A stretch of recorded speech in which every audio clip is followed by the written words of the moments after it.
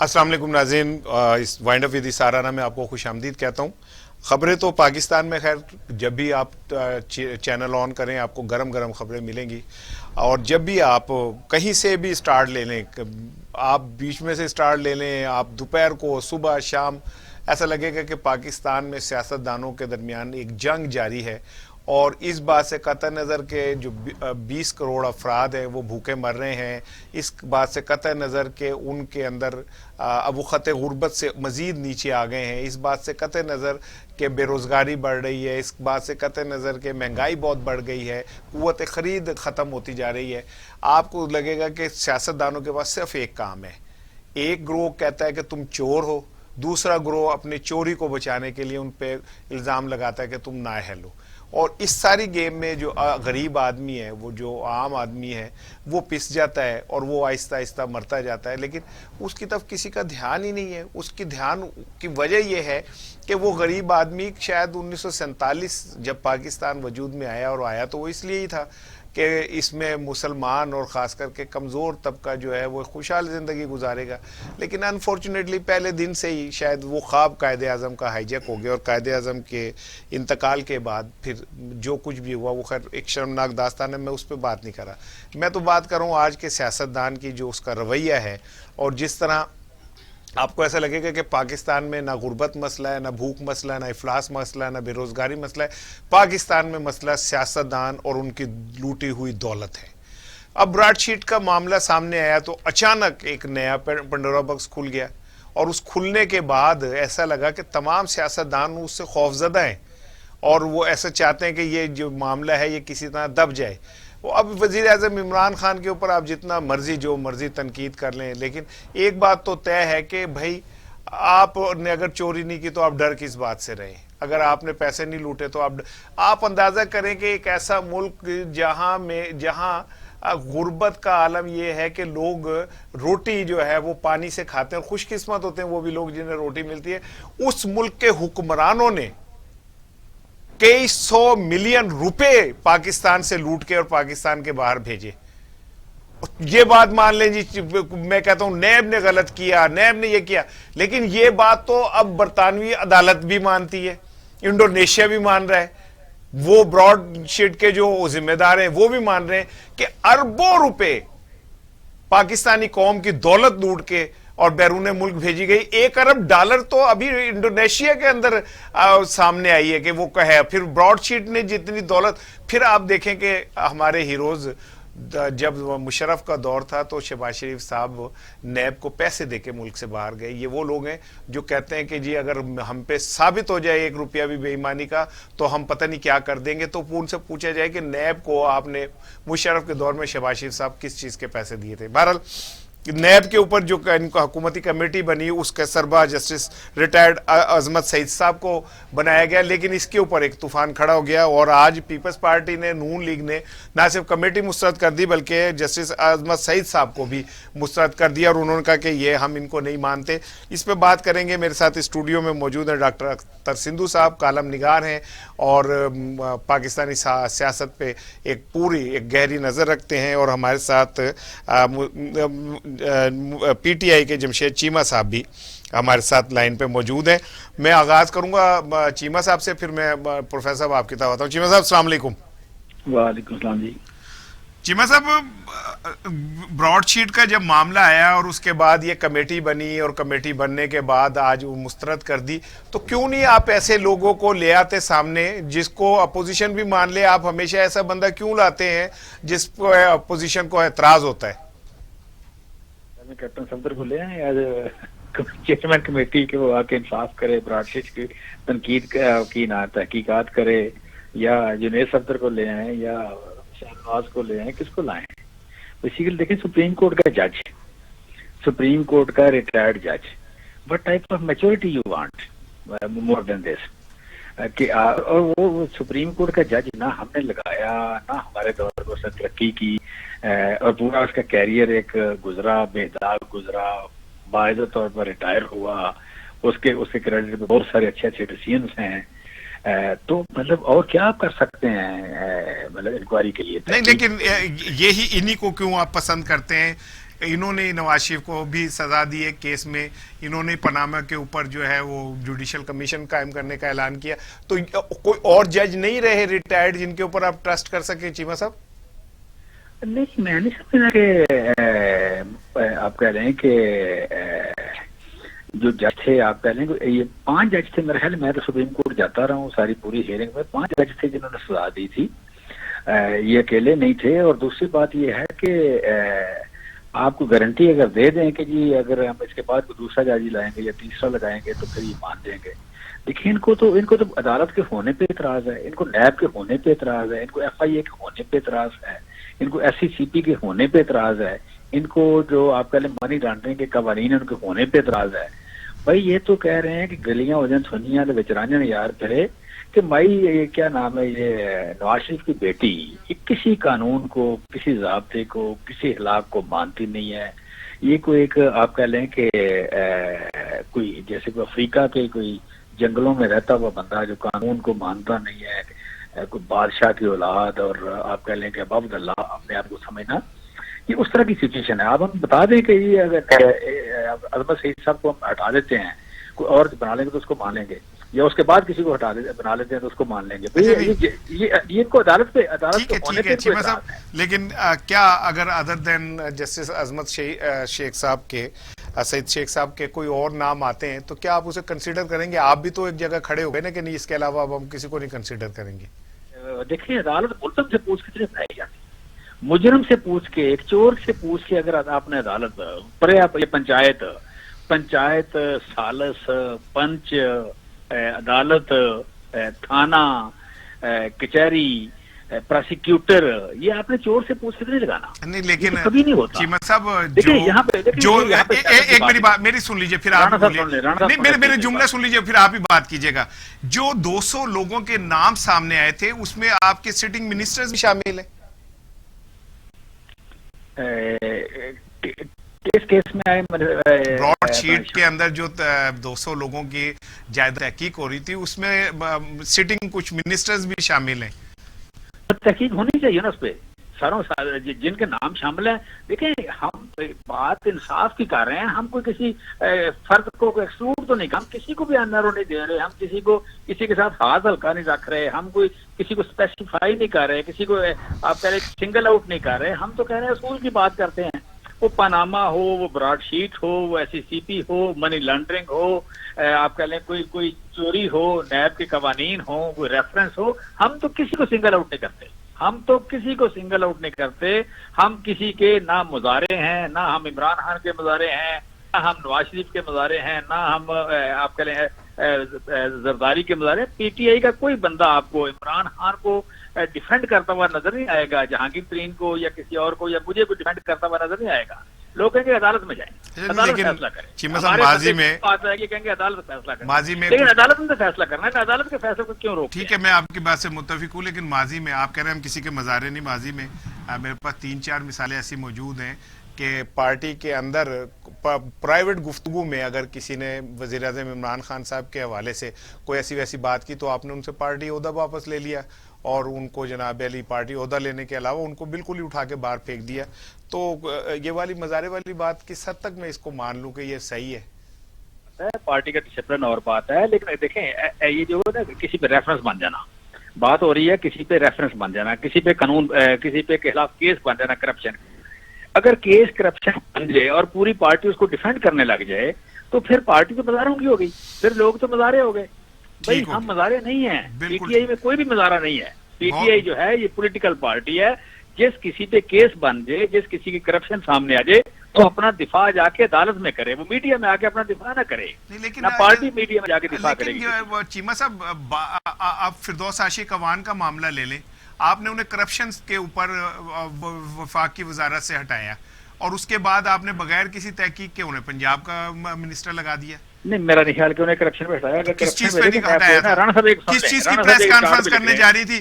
اعظم خان نے انہیں کس چیز پہ بلا کے اور فائلیں دکھا کے وہاں سے کہا تھا کہ آپ ریزائن کریں؟ رانا صاحب دیکھیں, میری بات آنے اور جا رہی ہے نا, ٹھیک ہے, ریکارڈ ہو رہی ہے, میری بات آنے اور جا رہی ہے.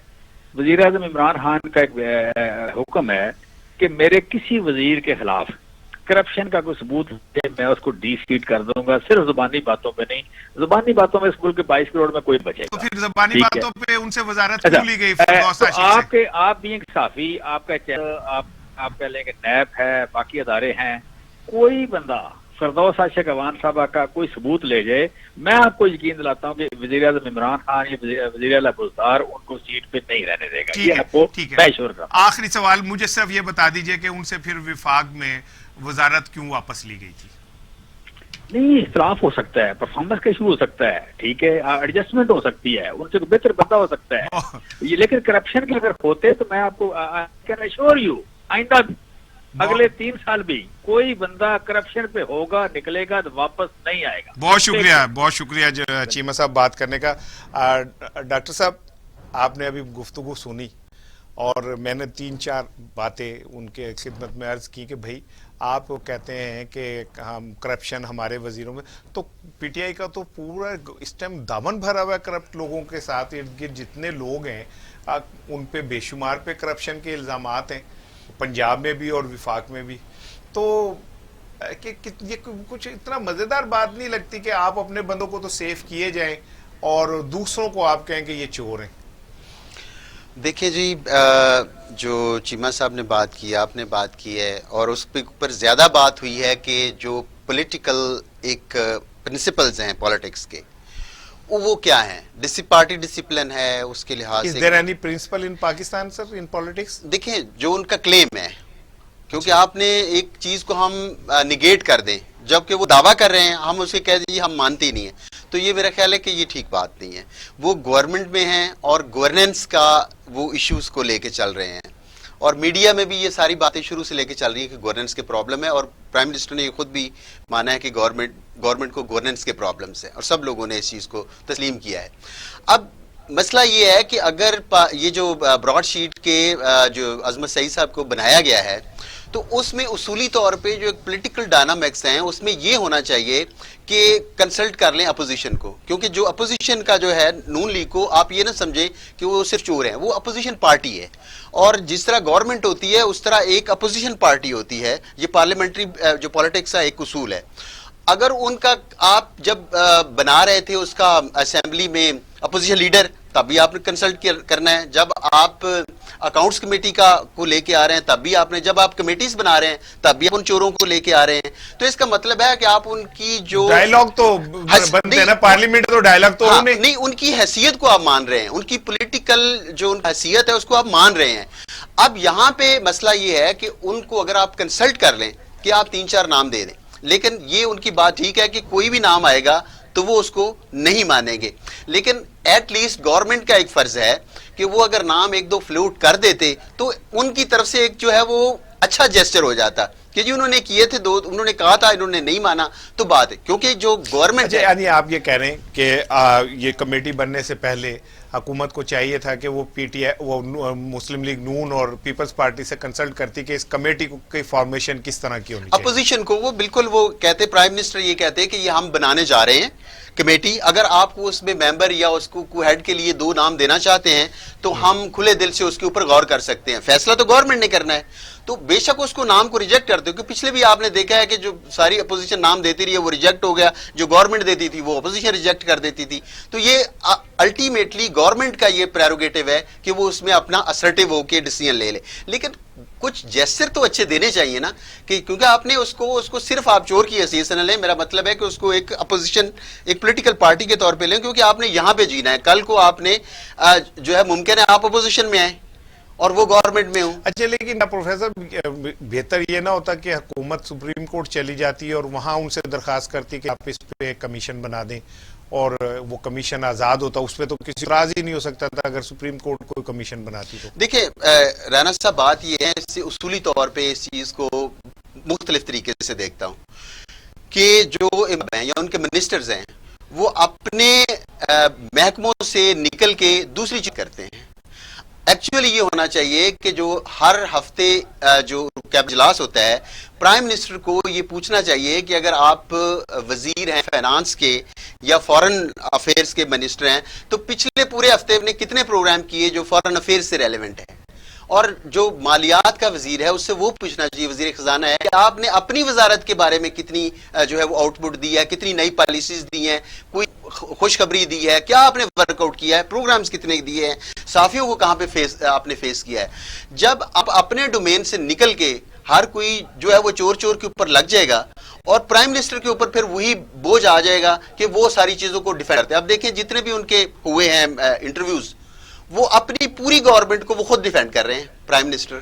حالانکہ وہ ایک لیڈرشپ، ان کا ایک سٹیٹس جو ہے پرائم منسٹر کا، ان کا یہ ہے کہ میری وزارت نے یہ کیا، میری وزارت نے یہ کیا، میرے فلاں منسٹر نے یہ کیا، لیکن وہ اس چیز کے اوپر جو ہے وہ آئی نہیں رہے. اس کو اس طرح بھی دیکھا جا سکتا ہے کہ اس سے آپ اندازہ کر لیں کہ پاکستان میں لیڈرشپ کا کتنا بڑا گیپ ہے کہ عمران خان کو اگر نکال دیں تو پی ٹی آئی میں کوئی بندہ ایسا ہے ہی نہیں جو پی ٹی آئی کا بوجھ اٹھا سکے، اور وزیر اعظم خود ہی سب کا بوجھ اٹھا کے چلتے پھرتے ہیں. اس سے آپ کو اس بات کا نہیں اندازہ ہوتا کہ پاکستان میں پولیٹیکل پارٹیز میں جمہوریت کو پنپنے نہیں دیا جاتا.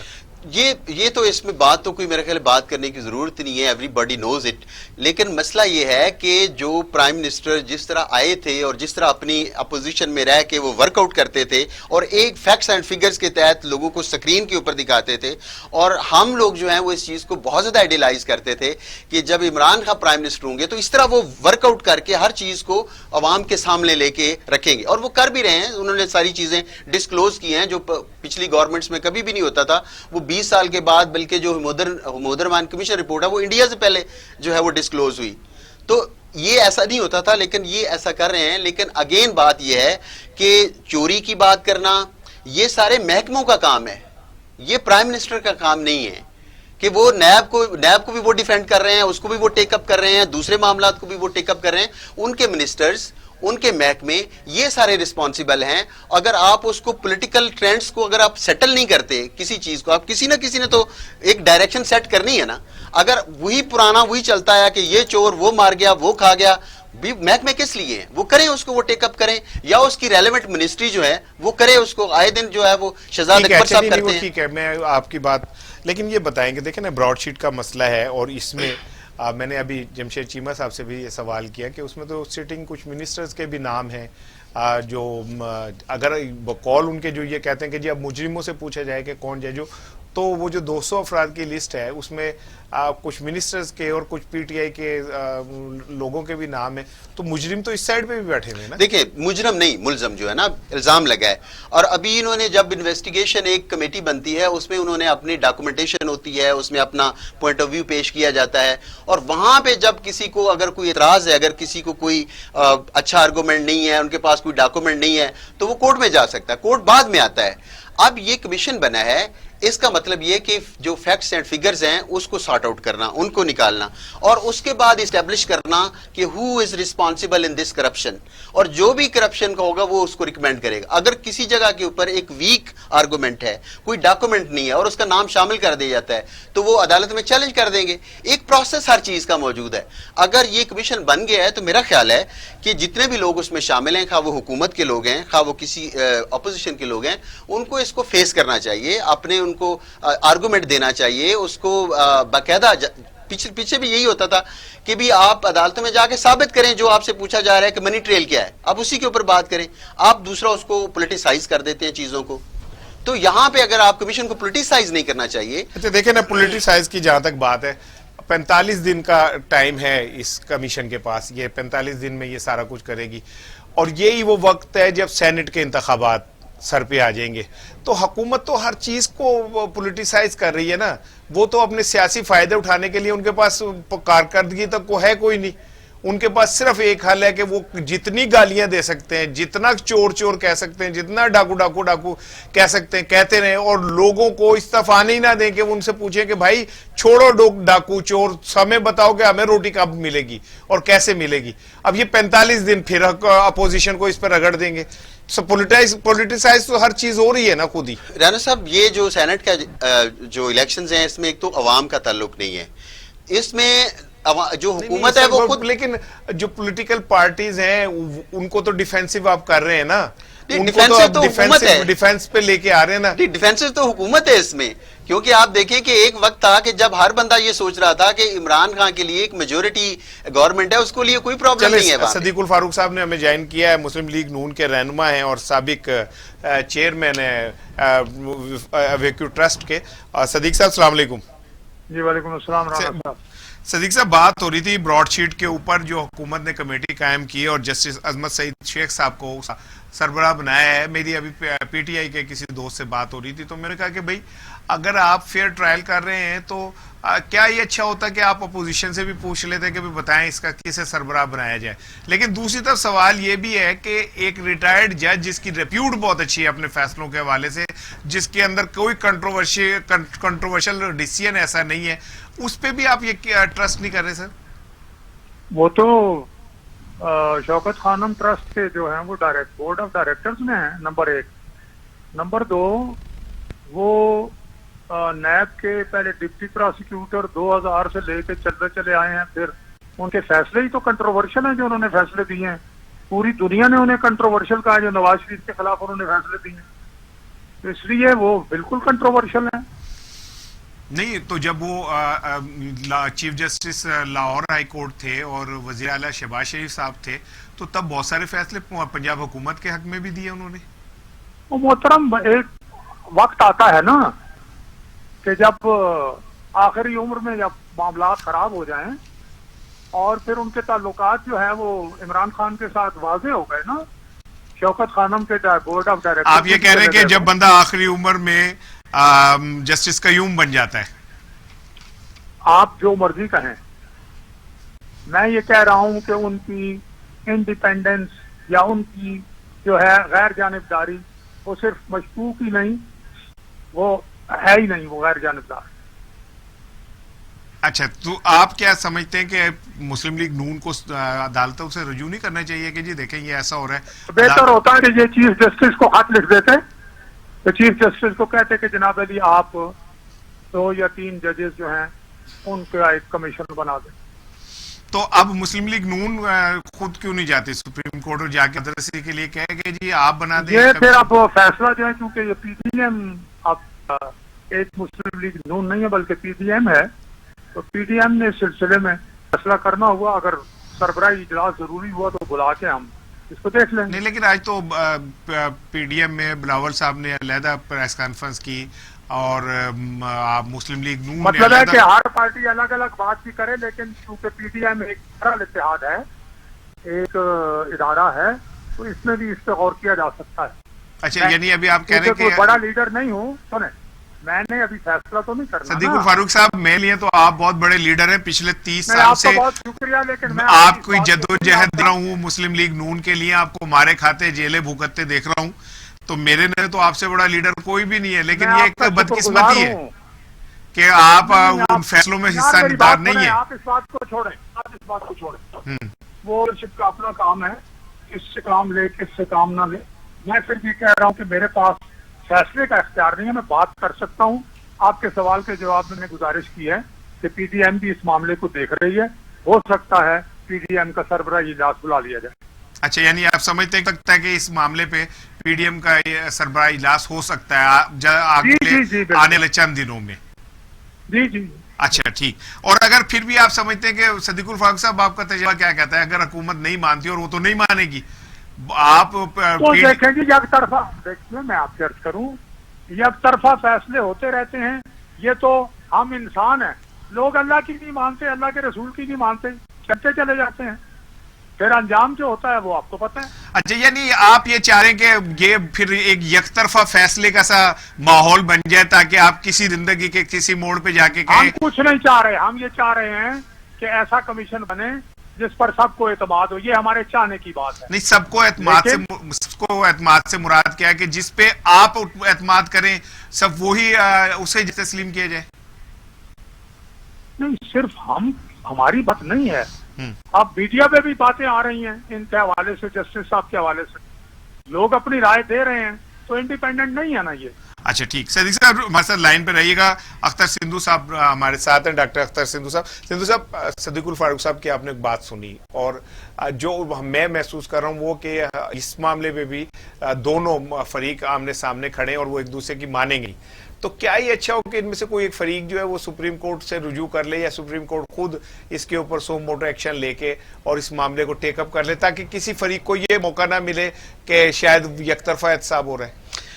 رانا صاحب، یہ آپ دیکھیں کہ بدقسمتی ہے کہ جو ہمارے جو پولیٹیشنز ہیں یہ کسی ادارے کی طرف جاتے ہیں اور اس کے بعد پھر اسی ادارے کو سوالیہ نشان بنا دیتے ہیں کہ انہوں نے فیصلہ ٹھیک نہیں کیا. کیا پارلیمنٹ نہیں ہے موجود؟ آپ کسی پارلیمنٹ کی بات کریں. جو پولیٹیشنز کو تو کم از کم پارلیمنٹ کی بات کرنی چاہیے کہ اس چیز کے اوپر آپ ایک اجلاس بنائیں اور اس کے اوپر کوئی کمیٹی یا کوئی فیصلہ کر لیں. پہلے اپنی جو ہے وہاں پہ ان کا کنسنسس زیادہ ہو سکتا ہے، وہاں زیادہ پاسبلٹی ہے پارلیمنٹ کی بالادستی جاتے ہیں لیکن کبھی پارلیمنٹ کی بات نہیں کرتے، اور سارے جو ہے وہ جاتے ہیں کہ ادھر عدالت چلے جائیں، ادھر چلے جائیں، اور اس کے بعد اسی کے بھی فیصلے کو نہیں مانتے. صدیق الفاروق صاحب، کیوں نہیں پارلیمنٹ جاتے؟ پارلیمنٹ جب ہم کہتے ہیں سپریم ہے تو ہم وہاں کیوں نہیں جاتے، اور پولیٹیشن اس پلیٹ فارم کو کیوں نہیں طاقتور کرتے؟ سر، پارلیمنٹ میں وزیر اعظم اپوزیشن کے ساتھ بیٹھنے اور ہاتھ ملانے کا روادار نہ ہو، opposition leader of the opposition اور وزیر اعظم کے درمیان ٹاکنگ ٹرمز نہ ہوں، وزیر اعظم اپوزیشن کہے کرونا کہ ہم اکٹھی پالیسی بنانا چاہیں، وزیر اعظم ایڈریس کر کے اٹھ کے چلا جائے کہ میرا اور کوئی ضروری کام ہے، تو ایسے میں پارلیمنٹ میں کوئی اتفاق رائے ہو سکتا ہے؟ نہیں تو سپریم اسپیکر تو موجود ہے نا، کسٹوڈین تو اسپیکر ہیں، کمیٹیز موجود ہیں. آپ کی کمیٹی میں بے شمار کمیٹیاں کام کر رہی ہیں جن کمیٹی کے ہیڈ اپوزیشن کے لوگ ہیں.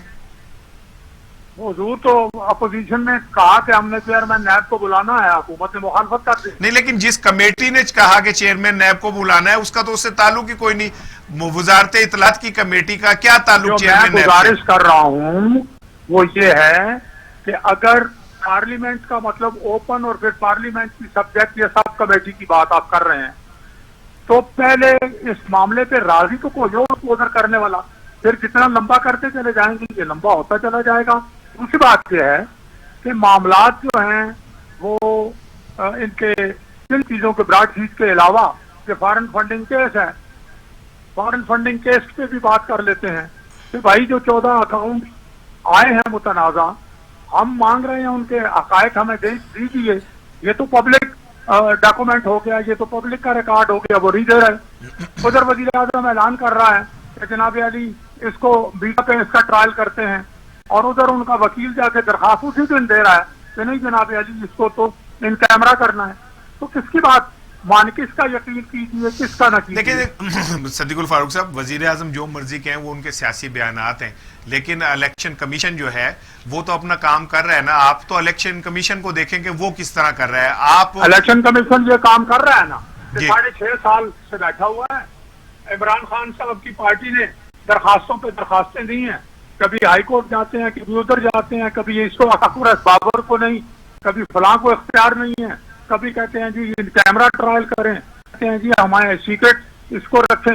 تو پھر یہ سارے رویے دیکھ لیں 6.5 سال. ٹھیک ہے صدیق الفاروق صاحب، میں نے بریک پہ جانا ہے، بس ایک سوال آپ سے کہ کیا وجہ ہے کہ تمام اداروں پہ آپ یقین ختم ہو گیا؟ آپ کہتے ہیں جی الیکشن کمیشن بھی کام نہیں کر رہا، عدالتیں بھی غلط فیصلے کر رہی ہیں، کمیٹیاں بھی کام نہیں کر رہی، تو یہ سسٹم کیسے چلے گا سر؟ آپ میں آپ پہ چھوڑتا ہوں کہ آپ بطور جرنلسٹ یہ بتائیں کہ کیا سپریم کورٹ کے بہت بڑے جج صاحب نے یہ نہیں کہا کہ عدالتوں پر دباؤ ہے؟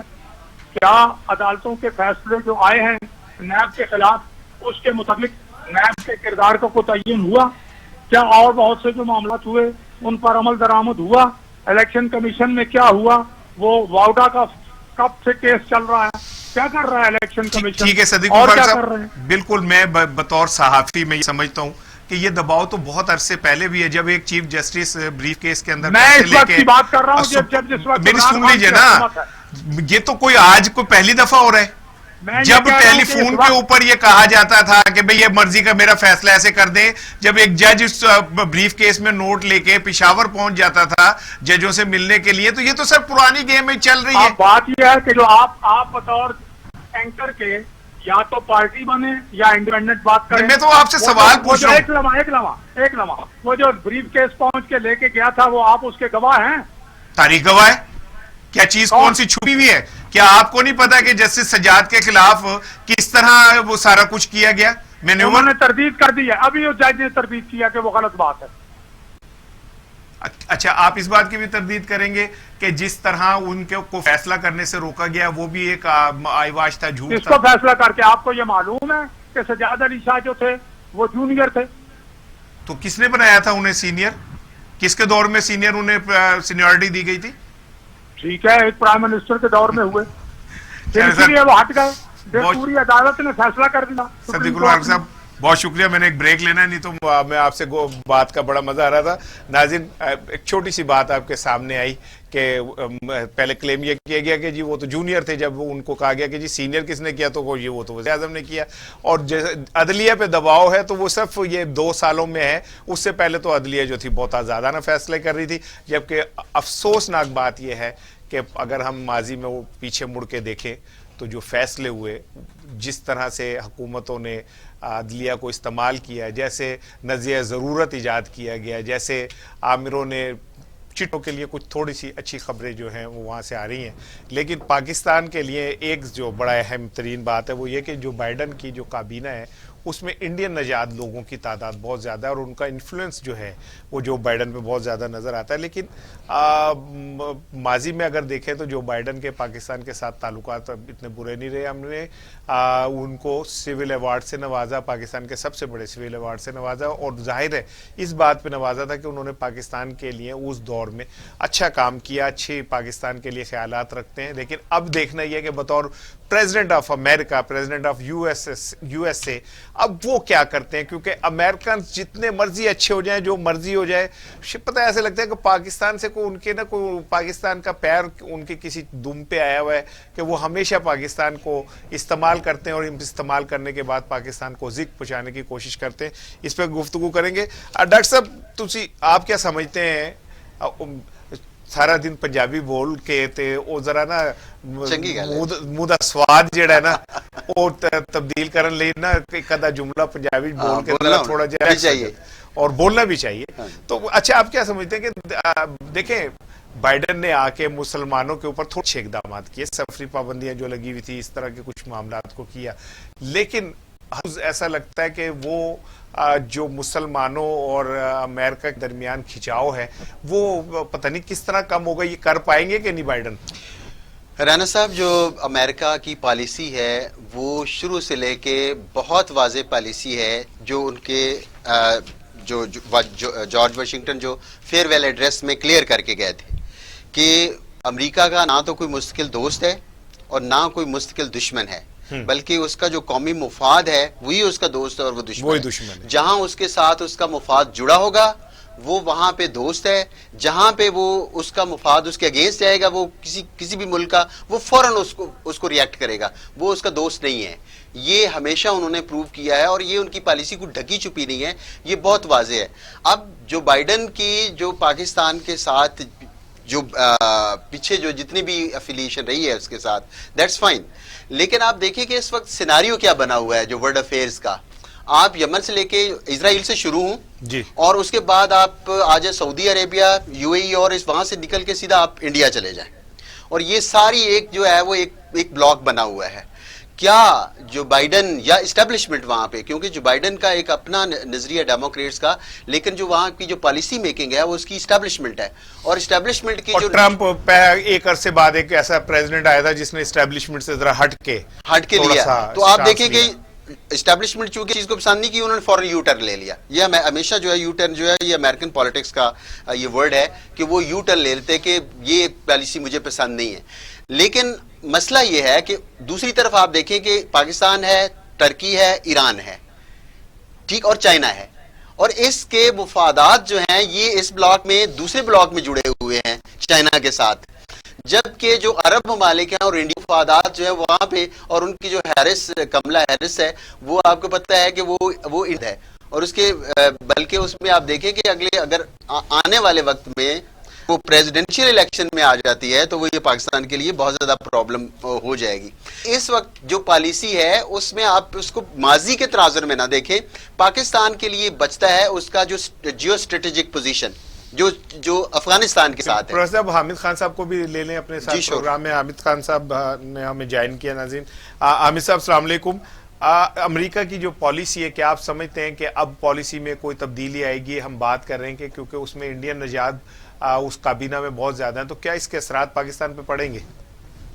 بہت شکریہ اسحاق رانا صاحب. بات یہ ہے کہ امریکہ کی پالیسیز جو ہیں وہ ہم جانتے ہیں کہ اس کے اندر ایک خاص تسلسل ہوتا ہے, اور اس کے اندر یہ نہیں ہے کہ کسی کے آنے سے ایک دم کوئی بہت بڑا چینج آ جائے. اور جہاں تک آپ کا سوال ہے کہ یہ انڈین نژاد جو اتنے اس نے لیے ہیں اپنے ساتھ, ڈیفرنٹ سیکرٹریز, آفیسرز اور بہت سارا عملہ جو ہے وہ نژاد ہے, تو میں آپ کو ایک بات بتا دوں کہ امریکہ میں رہنے والے انڈین نژاد ہوں یا پاکستانی ہوں یا کوئی بھی ہوں, وہ صرف امریکن ہو جاتے ہیں. وہ سب سے پہلے امریکن ہوتے ہیں اور امریکہ کا تحفظ سوچتے ہیں, امریکہ کا سوچتے ہیں. اور اس سے انکار نہیں کہ انڈین لا تھوڑا بہت اثر انداز ہوگی, ہو سکتی ہے, لیکن میں نہیں سمجھتا کہ کوئی بہت بڑا وہ اثر ڈال سکیں گے, جبکہ جو بائیڈن جو ہیں وہ خود کچھ معاملوں میں اپنی انتخابی مہم کے دوران بڑا واضح کہہ چکے کہ کس طرح ان کو تحفظات تھے کشمیری میں ہونے والے جو ظلم ہیں اور انسانی حقوق کے جو معاملات ہیں اس کے اوپر انہیں اپنی تشویش کا اظہار کیا. پھر اس کے بعد وہ جو سٹیزن امینڈمنٹ ایکٹ آیا اور ARC بل آیا انڈیا میں اقلیتوں کے خلاف, تو اس کے خلاف بڑا واضح طور پہ ایک اسٹینڈ سا لیا تھا جو بائیڈن صاحب نے, اور میرا خیال ہے کہ یہ اس کو کنٹینیو کریں گے اور تھوڑا بہت اثر ہوگا. بدقسمتی ہے پاکستان کی کہ کوئی بہت زیادہ کوئی پاکستانی اس طرح لابنگ نہیں کرتے ہیں ایکٹیو پولیٹکس میں اور بہت اوپر نہیں آ پاتے, اور ہم ہمیشہ سے دیکھتے آئے ہیں کہ ڈیموکریٹس کے اندر جو ہیں وہ انڈیا کا اثر و رسوخ ہمیشہ زیادہ رہا ہے, انڈین پولیٹیشنز کا بھی,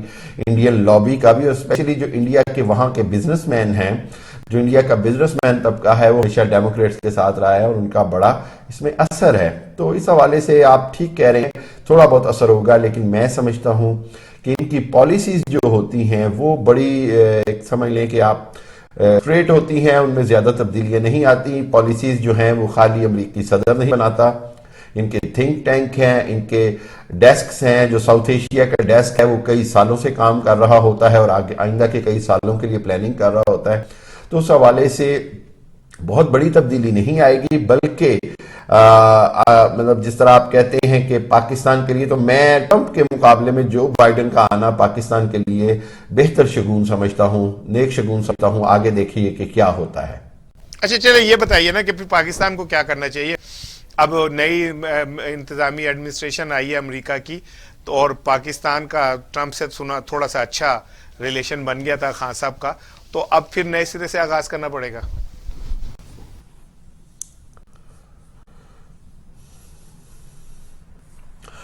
جی, پاکستان کی مشکلات دیکھیے, میں سمجھتا ہوں کہ پاکستان نے ایک بڑی واضح لائن لے لی ہے اب پاک امریکہ تعلقات کے حوالے سے, اور وہ یہ ہے کہ پاکستان نے بڑا دو ٹوک اور واضح یہ امریکہ کو باور کرا دیا ہے کہ ہمارے مفادات اور ہمارے جو آئندہ فیوچر ہے وہ چائنا کے ساتھ ہے. چین کے ساتھ ہمارے تعلقات اچھے ہیں, چین کی طرف ہی ہماری دوستی بڑھے گی, چین کے ساتھ ہمارے جو ہے مزید روابط بڑھیں گے.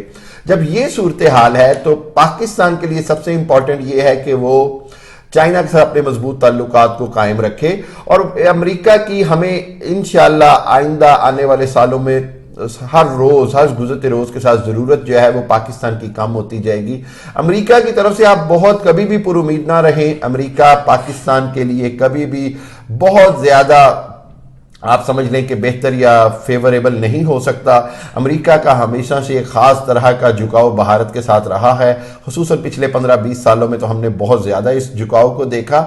تو اس حوالے سے پاکستان کے لیے بہتر یہی ہے کہ پاکستان اپنی جو خارجہ پالیسی ہے اس کو خطے کے حساب سے ترتیب دے, چائنا کا رول اس میں دیکھے اور ایران کا رول دیکھے, سعودی عرب کے ساتھ تعلقات اچھے ہوں, اور خطے کے حوالے مشکلات جو ہیں پاکستان کی 3 ہی مشکلات ہیں امریکہ کے ساتھ. ایک ریشن سپورٹ فنڈ کا دوبارہ سے اجرا, ایک F-16 کا معاملہ ہے, اور ایک FATF سے پاکستان کو نکالنے میں امریکہ مدد کر سکتا ہے. لیکن میں سمجھتا ہوں کہ چونکہ بھارت کا بہت اثر رہا ہے، ٹرمپ کے دور میں ہم نے دیکھا، تو ایف اے ٹی ایف کے حوالے سے میرا خیال ہے ابھی پاکستان کے لیے تھوڑا مشکل وقت رہے گا، لیکن یہ ہے کہ یہ یقین ہے کہ بھارت اس میں کامیاب نہیں ہوگا کہ پاکستان کو اللہ نہ کرے بلیک لسٹ میں ڈلوا سکے۔ جہاں تک بات ہے مزید مشکلات کی، تو کولیشن سپورٹ فنڈ جو ہے وہ میرا خیال ہے کہ پاکستان کا کسی نہ کسی شکل میں بحال ہو جائے گا۔ افغانستان سے جو ہیں وہ ٹرمپ جو انخلا چاہتے تھے اس کو میرا خیال ہے جو بائیڈن پورا کریں گے، اور پاکستان جو ہے وہ امریکہ کی ضرورت ہے افغانستان کے انخلا کے حوالے سے۔ افغانستان میں امن کے لیے اور انٹرا طالبان ڈائیلاگ کے لیے، انٹرا افغان ڈائیلاگ کے لیے، امریکن اور طالبان کے ڈائیلاگز کے لیے پاکستان کا جو رول ہے اور پاکستان نے جو رول ادا کیا ہے اس سے کوئی انکار نہیں کر سکتا۔ اچھا سر، آخری سوال، میرا پروگرام کا وقت ختم ہو رہا ہے، میں حامد صاحب آپ سے کرتا ہوں، پھر میں پروفیسر صاحب کی طرف آتا ہوں۔ 150 سالہ تاریخ میں پہلی دفعہ ہوا ہے کہ جانے والے صدر نے آنے والے صدر کا استقبال نہیں کیا، فوج طلب کرنی پڑی، مظاہرے ہوئے، بندے مر گئے، پولیس والے بھی مر گئے، تو کیا آپ کو نظر آ رہا ہے تصادم بڑھے گا؟ میں کوئی پرتشدد مظاہرے یا اس طرح کے حالات بن جائیں کہ فسادات شروع ہو جائیں، تو امریکہ کے مطلب اس طرح کی پیشن گوئیاں تو واقعی جو ہیں وہ ڈرانے والی بھی ہیں امریکہ کے لیے، لیکن میں یہ کہوں گا کہ امریکہ میں نظام بہت مضبوط ہے، اس لیے ان کی کوشش ہوگی کہ وہ اس طرح کے معاملات کو ہینڈل کر لیں۔ لیکن پھر وہی بات میں کہوں گا کہ ٹرمپ بھی بعید نہیں، ٹرمپ نے اقتدار میں رہتے ہوئے اتنے سرپرائزز دیے ہیں کہ ان کے اقتدار باہر جانے کے بعد بھی سرپرائزز آنے کم نہیں ہوں گے۔ باقی دیکھتے ہیں کہ کیا ہوتا ہے۔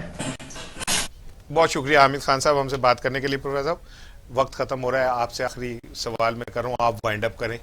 کیا آپ سمجھتے ہیں کہ آنے والے دنوں میں پاکستان کی مشکلات بڑھیں گی، پاکستان کے لیے بہتر ثابت ہوں گی؟ دیکھیں یہ پاکستان اپنے آپ کو کتنا ریل آتا ہے کہ جو امریکہ کی خواہش ہیں۔ فار ایگزامپل انہوں نے کل یہ بات کی ہے کہ جو ہمارے پاس لشکر طیبہ ہے یا اس طرح کی جو جن کو پرانی پرانی باتیں، لیکن ان کی پالیسی میں تو آ گئی نا، نئی گورنمنٹ کی کلیئر ہو گئی کہ وہ کس طرح سوچ رہے ہیں۔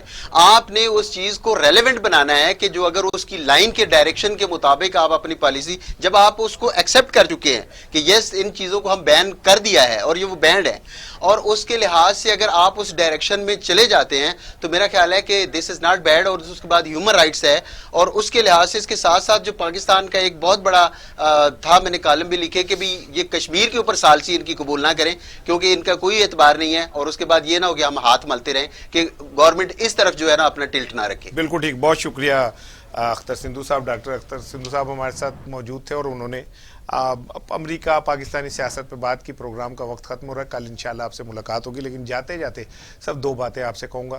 ایک بات تو یہ کہ آج کی ہماری گفتگو میں نے پی ٹی آئی کے رہنما سے بھی کی اور نون لیگ کے رہنما سے بھی کی، آپ کو اندازہ ہو گیا ہوگا کہ وہ کتنے ہارڈ لائنر ہیں۔ کوئی بھی اس بات پہ لچک دکھانے کو تیار نہیں کہ ملک کی بقا کے لیے گفتگو کا سلسلہ کوئی پلیٹ فارم کو شروع کیا جائے، کوئی بات چیت کا سلسلہ شروع کیا جائے۔ کب تک ہم یہ چھوٹے بچوں کی طرح، ناراض بچوں کی طرح ایک دوسرے کو دور سے منہ چڑھاتے رہیں گے، اور کب تک ایک دوسرے چھوٹے بچوں کی طرح ایک دوسرے کو منہ میں گالیاں دیتے رہیں گے؟ ملک اس لیے نہیں بنا کہ آپ اپنی لڑائیاں جو ہیں وہ اس پلیٹ فارم پہ لڑیں، ٹی اے ڈی اے بھی عوام سے لیں، پیسے بھی عوام کے کھائیں، تنخواہیں بھی عوام کی لیں، مراد بھی عوام سے لیں، اور عوام ہی بھوکے مرتے رہیں۔